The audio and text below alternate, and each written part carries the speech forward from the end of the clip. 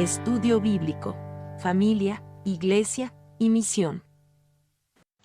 Entonces vamos con la segunda parte y final de la joya del compromiso. Y estaba, mientras venía para acá, venía pensando también en una caja de herramientas. Bueno, hemos visto el joyero, y cambiar un joyero por una caja de herramientas, tal vez para los varones será otra cosa, ¿cierto? Me acuerdo una vez cuando, creo que ni siquiera estaba casado, estábamos con Vicky, estaban construyendo nuestra casa, y le pedí, creo que le pedí un formón a mi suegro. Y son herramientas de precisión, donde están bien afiladas y todo, las mantenía impecables. Y que mi suegro suelte, más encima uno que todavía no estaba ni casado con la hija, pasar una herramienta, ¿cierto? Y creo que se la abollé. Según yo, no fui yo, pero como no estoy acostumbrado a usar esa herramienta, se la abollé. Y obviamente, para un maestro que a alguien le eche a perder una herramienta, quieren más la herramienta que el yerno. En ese momento, probablemente le pegué un clavo y abollé. Entonces la mellé, disculpando los mellas, ¿cierto? También. Y claro, entonces pensando en esto decía, yo fui descuidado con una herramienta que debía haber sido más cuidadosa. Y probablemente también este joyero familiar podría ser para los varones una caja de herramientas, en las cuales las herramientas tienen que tener cuidado. Yo tenía un serrucho en mi casa que también, cuando recién empezamos a vivir ahí con Vicky, no sé si compré un serrucho, de alguna manera llegó un serrucho a mi casa, nadie lo reclamó, así que me imagino que era mío. Tal vez algún maestro se le quedó ahí. Y yo no usé nunca ese serrucho porque no precisaba cortar nada de madera. Y ese serrucho se oxidó y ahí estaba. Una herramienta que probablemente en manos de otra persona que fuera carpintero la hubiera valorado más, la hubiera cuidado más. Me acuerdo una vez que fue, creo que Villarreal, andaba con una pala y después que terminamos de usar la pala, él la limpió, creo, la lavó y le echó un aceite encima, una cosa. Le dije, se pasó.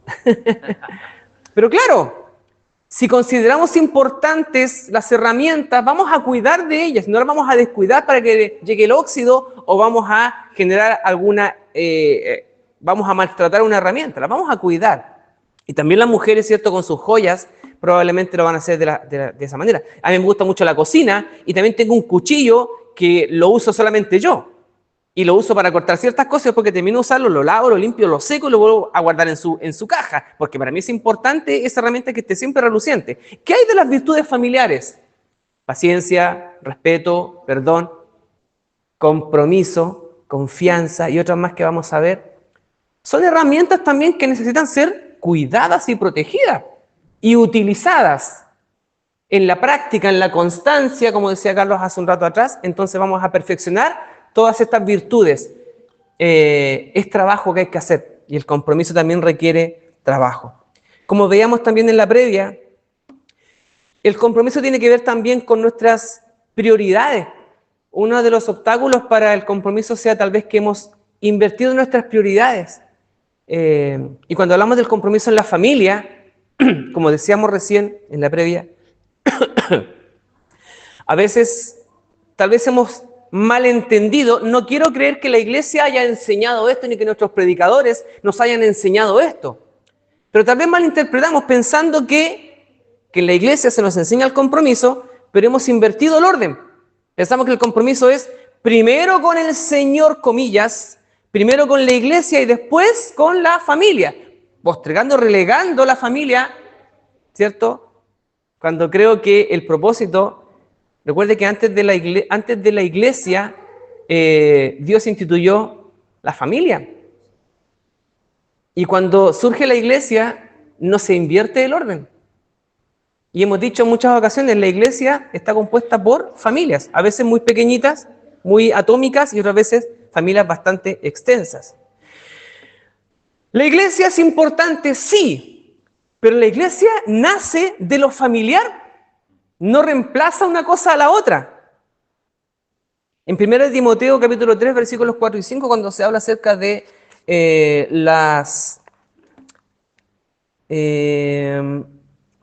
un buen ministro de Jesucristo, requisitos de los obispos, requisitos de los diáconos, dice que gobierne bien su casa, ¿cierto? No habla de que los pastores o los líderes o los ancianos deban descuidar sus casas por el bien de la obra. No, dice, su casa debe estar ordenada. Marido de una sola mujer. Porque dice además Pablo a Timoteo capítulo 3 versículos 4 y 5, porque si alguien no sabe gobernar su propia casa, ¿cómo cuidará de la iglesia de Dios? Lo eclesial surge de lo familiar. Si en la familia las cosas están bien, podremos ministrar bien a la congregación, tanto los líderes como cualquiera de nosotros. El pastor decía, es un llamado tal vez para los pastores, para los ancianos, para los diáconos, para los que están tal vez en un lugar que hayan sido elegidos o hayan sido nombrados para algún puesto de, no quiero decir autoridad, de responsabilidad. Pero también para todos nosotros.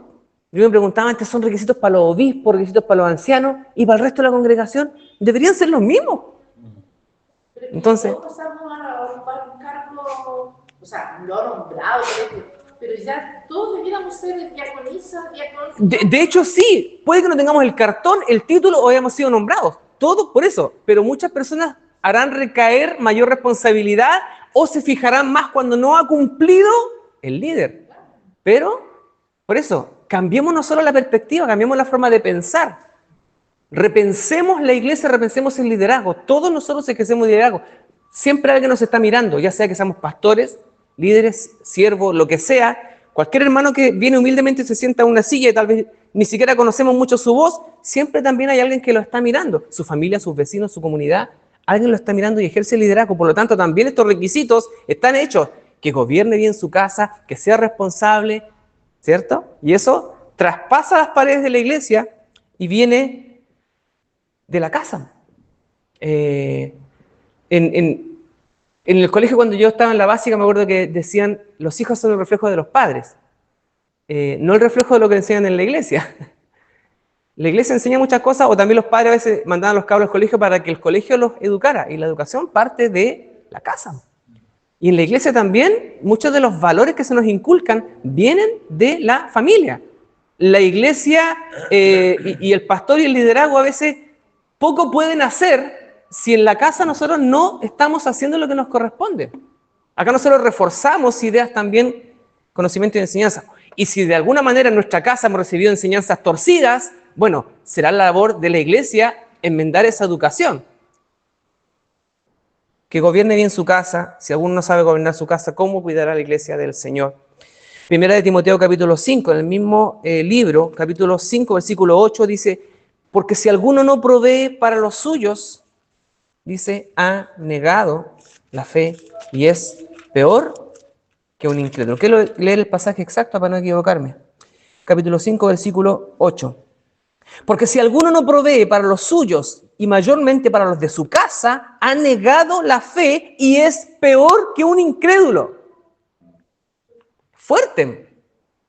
Entonces, indicando que la responsabilidad y los compromisos deben ser forjados y fomentados en el hogar, en lo familiar, y de ahí se proyecta a la iglesia. Por eso, desconfíe de aquellos que en la iglesia cumplen todo, pero en sus casas. Y le aseguro que, no aquí, en otras iglesias, en otras partes del mundo, se da mucho. Gente que deja abandonadas sus familias, pero que no se pierden un culto de la iglesia. Y esto, hermano, no está bien. Hay que repensar este estilo de ser evangélico, canuto, creyente, hijo, siervo del Señor. Josué la tenía clarita. Yo y mi casa. ¿Cierto? Dice, yo no me la puedo jugar por el resto de las familias de Israel, decía Josué. Ustedes verán lo que hacen, pero mi casa y yo serviremos al Señor. Es el compromiso que yo y mi familia podemos hacer. No puedo comprometer al resto. Esto es lo que yo hago, pero no lo hago yo solo, dice Josué. Soy yo y la familia que está detrás mío. Estoy reinterpretando un poco lo que tal vez Josué quería decir. Antes de hablar de compromiso en la iglesia, debe haber compromiso en la mesa, en la cama, en la crianza, en el diálogo, en la educación y en la reconciliación familiar. Si estos valores no son inculcados y son practicados en la casa, malamente podemos nosotros llevar el reino de Dios a aquellos que aún no lo conocen. Por eso que la mejor predicación probablemente venga de cómo vivimos al interior de nuestras familias. Eso tal vez grita mucho más fuerte que un sermón predicado desde la esquina de una plaza. Esto ya nos hace bajar, por eso que me gusta a veces hablar de no espiritualizar todo, sino traerlo a lo práctico, ¿ya? Traer de lo abstracto, de lo que no se puede tocar, a lo concreto, hechos concretos. Alejandro Barrera tenía ese lema, el hermano del pastor Juan Carlos Barrera. Alejandro Barrera nos decía eso en los retiros, me acuerdo de joven en esos años. Si chiquillos, hechos concretos. Si todo lo que acá saltamos, cantamos, oramos, todo lo demás, no se traduce en hechos concretos, no sirve de nada. Parte del compromiso también es, como decía, repensar un poco nuestra iglesia, nuestros conceptos de liderazgo, cambiar un poco el lenguaje que ocupamos.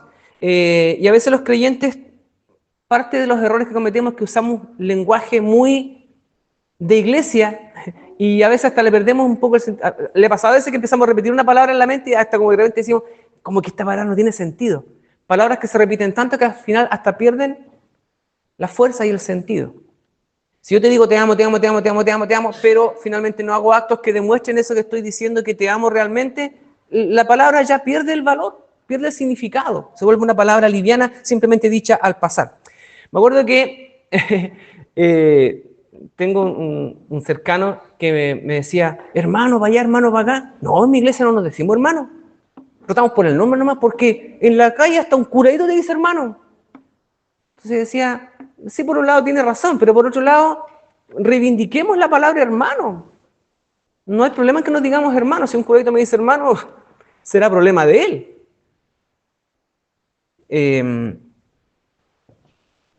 Cambiar el lenguaje.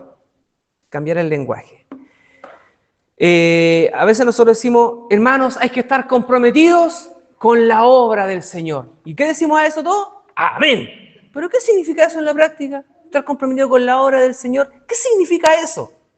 Ya que estamos hablando de familia, podemos decir, hermano, porque alguien puede decir, eso suena súper espiritual. Hermano, ¿estás comprometido con la obra? Suena súper espiritual desde el púlpito, ¿cierto? Y el amén que se escucha en la congregación también suena súper espiritual. Pero si cambiamos la pregunta, yo digo, hermano, ¿estás comprometido en tus relaciones familiares? ¿Estás comprometido en tu matrimonio? ¿Estás comprometido a escuchar a tus hijos? ¿Estás comprometido a sanar esas relaciones que tienes complejas con alguno de los miembros de tu familia? ¿Estás comprometido con estar presente y no solo físicamente en tu casa? Porque ya que está de moda un tipo que le salió una frase diciendo acerca de las 40 horas la gente se va a ir para la casa, esto para estar sentada ahí, y alguien le digo, bueno, cada uno sabrá lo que hace. Bueno, nosotros hermanos aprovechemos el tiempo que tenemos de pasar tiempo con la familia, pero como se dice, tiempo de calidad. No se estar sentado en la casa. No, pero si yo estoy en mi casa, estoy con mi gente. No estés pegado en la tele o en el teléfono. Estás presente físicamente, pero, y eso requiere compromiso de dejar el teléfono a un lado. Requiere compromiso de estar presente, no solo físicamente. Muchos estarán comprometidos con la iglesia, pero descuidando sus familias. Esto no es un compromiso bíblico completo. Como dice Pablo a Timoteo, ha fallado. Le ha fallado a Dios, le ha fallado a la fe. Y dice, y es peor que un incrédulo, porque por último el incrédulo no sabe lo que hace. ¿Qué dijo Jesús? ¿Qué dijo cuando estaban maltratándolo, Señor? Perdónales porque no saben lo que hacen. Por último, podríamos ser un incrédulo, tal vez no sabe lo que hace, pero nosotros somos responsables. Sabemos lo que estamos haciendo, sabemos lo que tenemos que hacer y lo que no tenemos que hacer. Y al que sabe hacer lo correcto y no lo hace, es pecado. Generalmente cuando sacamos ejemplos, hablamos de ejemplos en la iglesia. Hermano, usted tiene que saludar a su hermano. Hermano, usted tiene que no sé, cosas que tienen que ver con la iglesia. Cuando hablamos y metemos el dedo en la llaga tal vez y hablamos, hermano, usted tiene que estar comprometido en su matrimonio. Seguir amando aun cuando la cosa se ponga difícil. Recuerde lo que le dijo el pastor, lo que le dijo el cura, lo que le dijeron en el civil.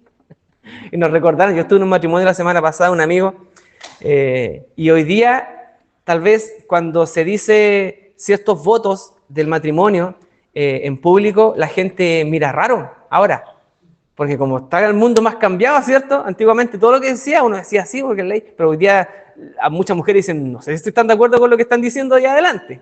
No sé si le ha pasado al pastor en algún matrimonio. Empiezan a... No, el problema es que se ríen. Bueno, exactamente. Claro. Bueno, independientemente de eso, creo que a veces hablamos desde lo abstracto, desde lo, comillas, espiritual, cuando predicamos. Usemos ejemplos que no sean solo de la iglesia. El compromiso, el que sirve al Señor. ¿Pero qué es servir al Señor? Entonces a veces, insisto, hablamos desde lo abstracto. Comprometido es el que llega, como decía hace un rato atrás, a todos los cultos. Sí, puede ser, pero el compromiso va más allá de estar en todos los cultos presentes. Y, hermano, voy a decir algo que puede sonar fuerte, pero muchas personas intentan compensar su falta de piedad y un montón de faltas en su vida, o intentan compensar sus pecados yendo a todos los cultos, a la máxima cantidad de cultos posible. Es como pagar penitencia por los pecados que estoy cometiendo. No sé si alguien pensará de esa manera o conocerá gente que, porque obviamente no somos nosotros, es gente que nosotros conocemos. Cuando hablamos acerca de que el pastor se cansa y el pastor aquí, el pastor allá, la iglesia es... No estoy restando importancia al pastor, yo sé que él me entiende y ustedes también sabrán entenderme. Pero hablamos del pastor, del cansancio que siente el pastor, hablamos del ministerio, pero a veces no hablamos del matrimonio, de la comunicación de los padres con los hijos, de los hijos con los padres, entre relaciones de familias extendidas, suegros, tíos, abuelos, de buscar ayuda cuando las relaciones se tornan difíciles. ¿Cuántos matrimonios llegan a hablar con el pastor? A veces tal vez llegan más matrimonios de fuera de la iglesia que dentro de la iglesia. Y a veces pasan esas cosas también. Hablar de cosas prácticas, ser constantes en la crianza con nuestros hijos, apagar el celular para poder conversar tranquilo en la mesa, corregir sin humillar, hablábamos de la comunicación el otro día, ¿cierto? No ser sarcásticos, no sacar la ironía de nuestras palabras. Pensé que nunca te iba a levantar. Y esos platos que pensáis que se van a lavar solo, cosas como esas, ¿cierto? Tratar de evitarlas. Y son cosas prácticas que podemos resolver día a día. Le sacamos el tono, palabras espirituales, pero para mí esto es súper espiritual. Entonces a veces cuando dicen, bueno, vamos a cantar una alabanza y vamos a orar para que se note que es más espiritual esto. Hablar de cosas prácticas, sentarse a conversar con tu hijo, sentarse a conversar tal vez con alguna persona de tu familia, de algún tema serio, eso requiere una gran fe y requiere un profundo compromiso espiritual. Eso no es menos espiritual que estar orando por alguien en la iglesia. Sentarse a conversar con mi hijo, dedicarle tiempo, escucharlo.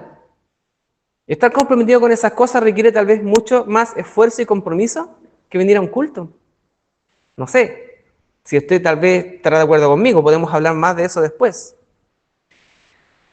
El mayor acto de compromiso de esta semana podría tal vez ser no venir a una reunión, sino sentarse a comerse el kuchen ahí con la hija. No digamos nombres, estamos grabando. Tal vez, hermano, hoy día no voy a ir al culto porque tengo citada a una persona en mi casa porque tenemos que hablar un tema serio que tengo que resolver. Y esta persona hoy día va a venir a mi casa y necesito hablar con esta persona hoy día porque tengo un problema pendiente y necesito resolverlo ya. Hermano, ¿por qué no vas al culto y oras por eso? No sé, podría ser un consejo también. Pero le diría, hermano, vamos a estar rogando por ti, Dios te dé fuerza para que en tu casa Dios esté presente y tú puedas hablar en tranquilidad y resolver esa situación. No sé qué pensará usted. Pedir perdón tal vez es más importante y de hecho, hermano, creo que hay mucha gente que tiene muchas deudas pendientes en su vida con otras personas, pero van tranquilamente a la iglesia y se sienten conformes con eso. Yo quiero apelar un poco a la inconformidad de que vamos por esa segunda milla. Mientras estudiaba, tengo otro tema que quiero chutear para más adelante, que tiene que ver también con el compromiso, pero también tiene que ver con la autocomplacencia.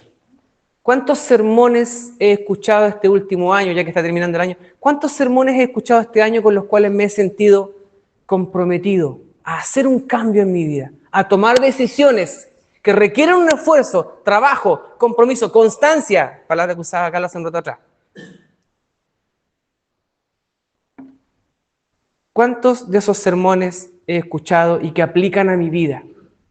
Y que le encuentro la vuelta de tuerca para aplicarlo a mi vida desde un punto de vista de algo que tengo que mejorar, algo que tengo que cambiar. Tampoco es cosa de decir, no, en mi vida está todo mal, todos los sermones me llegan porque estoy hecho una embarrada. Tampoco quiero ser así, ¿cierto? Porque eso ya sería pegarse demasiado latigazo en la espalda, ¿cierto?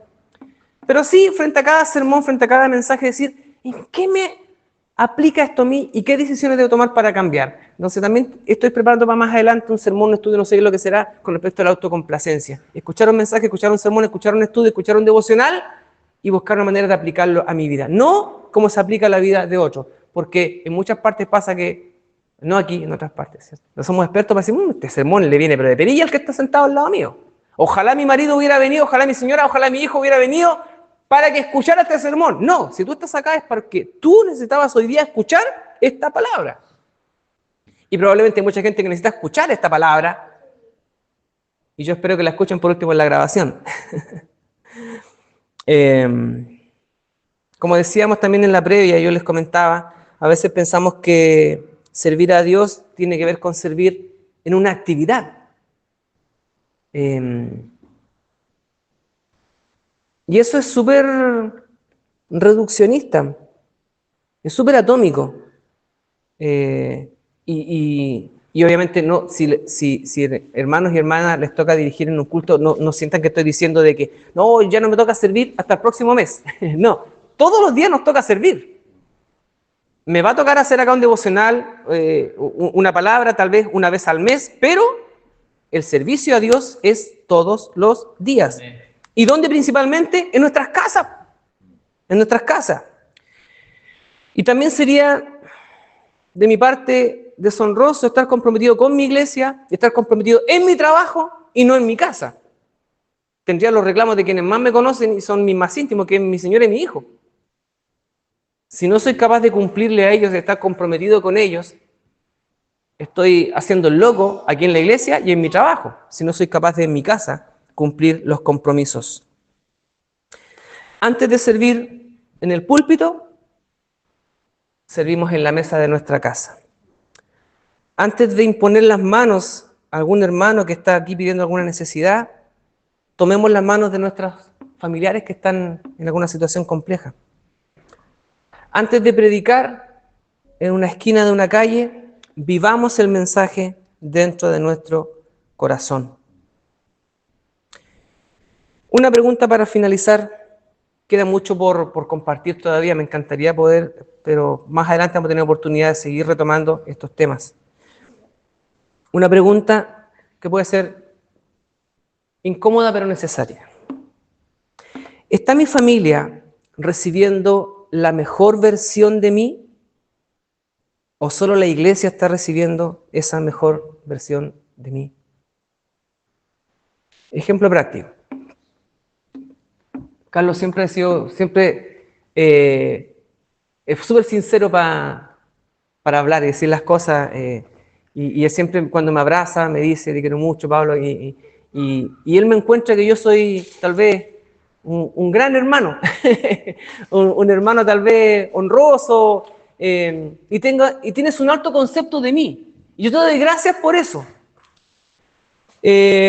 Y tú estás recibiendo probablemente, y muchos hermanos, o esta iglesia está recibiendo, la mejor versión de Pablo Vergara. Yo acá, ¿cierto? Trato de ser simpático, buena persona, amable. Tal vez no lo logro siempre. Pero trato de ser la mejor persona delante de mis hermanos. Y eso no está mal, está bien. Pero si solo mi iglesia recibe la mejor versión de Pablo Vergara, y no mi familia, entonces estoy en problemas. Por eso la pregunta es, ¿está su familia, hermano, hermana, recibiendo la mejor versión de ustedes? ¿O solo la iglesia está recibiendo la mejor versión de lo que soy? Esa pregunta para terminar y para reflexionar. Amén. Dios nos bendiga.